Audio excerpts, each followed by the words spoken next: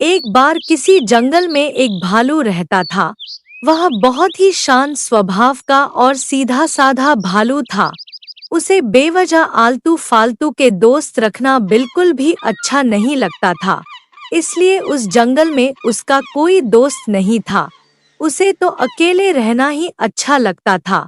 एक दिन उसे जोरों से भूख लगी तो वह भोजन की तलाश में जंगल में निकल पड़ा। चलते चलते उसने एक ऊंचे स्थान पर खड़े होकर जंगल में इधर-उधर देखा तो उसे दूर दूर तक खाने के लिए कुछ नजर नहीं आया। उसने काफी देर वहां खड़े होकर देखा। जब उसे कुछ नजर नहीं आया तो वह जंगल में आगे निकल पड़ा।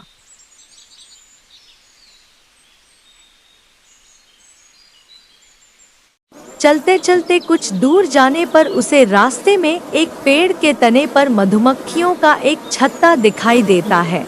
मधुमक्खियों के छत्ते को देखकर भालू खुश हो जाता है। उसके मुंह में पानी आ जाता है। वह सोचता है, अरे यह छत्ता तो मधुमक्खियों के शहद से भरा पड़ा है, मगर इस शहद को कैसे खाऊं? इस पर तो मधुमक्खियां मंडरा रही है, वह भी बहुत तादाद में। अगर मैंने इस छत्ते को टच भी किया तो यह मधुमक्खियां मेरा पीछा नहीं छोड़ेंगी। इसलिए मेरी भलाई इसी में है कि चुपचाप यहाँ से चला जाऊं। उसके बाद भालू वहाँ से चला जाता है। मगर यह क्या, उसके बाद तो मधुमक्खियां भालू के पीछे ही पड़ गई। भालू मधुमक्खियों से बचने के लिए भागने लगा। भागते भागते भालू बहुत आगे निकल गया। मधुमक्खियां एक जगह पर रुककर वापस चली जाती है। उसके बाद भालू थकाहारा जा रहा था। तभी उसे दूर एक केलों का बाग दिखाई देता है, जिस पर पके पके केले लग रहे थे। उसके बाद भालू केलों के बाग की ओर चला जाता है। वहां जाकर भालू देखता है, एक हाथी बैठा है। भालू चुपचाप धीरे धीरे केलों की तरह बढ़ने लगता है। तभी हाथी कहता है, रुक जा, कौन है जो इस तरह चुपचाप मेरे बागों की तरफ जा रहा है? क्या तुझे यहाँ बैठा मैं दिखाई नहीं दिया जो इस तरह चोरों की तरह मेरे बाग की ओर जा रहा है? भालू कहता है, हाथी दादा मुझे माफ करना, जो मैं इस तरह जा रहा था। मुझे बहुत जोर से भूख लग रही है। क्या मैं आपके बाग से कुछ केले लेकर खा सकता हूँ? हाथी कहता है, यह केलों का बाग मैंने अपने लिए लगाया है, ना कि दूसरों के लिए। अपने बाग के केले सिर्फ मैं खाता हूँ, कोई और नहीं।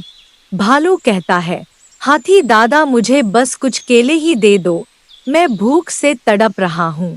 हाथी कहता है, मैंने जब एक बार मना कर दिया तो मना कर दिया। मुझसे इस तरह बहस मत कर और चुपचाप यहाँ से चला जा, नहीं तो बेकार में ही अपनी जान धो बैठेगा।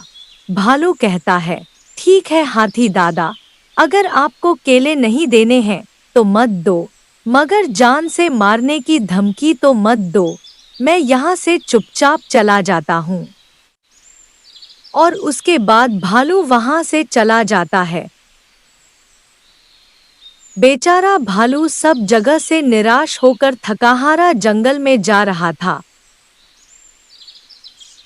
चलते चलते तभी उसे एक पेड़ पर बैठा एक बाज दिखाई देता है। बाज भालू से कहता है, भालू भाई क्या हुआ? तुम इस तरह चुपचाप थके हारे कहाँ जा रहे हो और बहुत परेशान भी लग रहे हो, क्या बात है?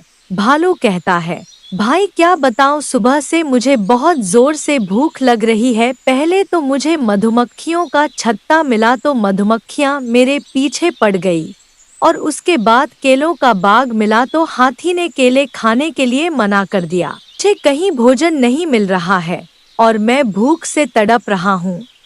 कुछ समझ नहीं आ रहा क्या करूँ, कहाँ जाऊँ, कहाँ जाकर भोजन तलाश करूँ? बाज कहता है, भालू भाई तुम परेशान क्यों होते हो? मैं तुम्हें एक जगह बताता हूँ, वहाँ जाने पर तुम्हें भोजन जरूर मिल जाएगा, वह भी तुम्हारी पसंद का। भालू कहता है, बाज भाई जल्दी बताओ, मुझसे अब सब्र नहीं हो रहा है। बाज कहता है, कल मैं यहाँ से उत्तर दिशा में गया था, तो मैंने वहाँ एक तालाब देखा है।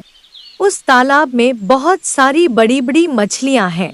अगर तुम वहाँ जाओगे तो तुम्हें मछलियों का भोजन मिलेगा। भालू कहता है, ठीक है, तो मैं अभी वहाँ जाता हूँ। उसके बाद भालू वहाँ से चला जाता है। और जब भालू तालाब के पास पहुंचकर देखता है, तो तालाब में बहुत सारी बड़ी बड़ी मछलियां इधर-उधर तैर रही थी, जिन्हें देखकर भालू बहुत खुश हो जाता है और मन ही मन बाज को धन्यवाद देने लगता है। अच्छा हुआ जो बाज भाई ने मुझे यह तालाब बता दिया, वरना आज तो मैं भूखा ही मर जाता।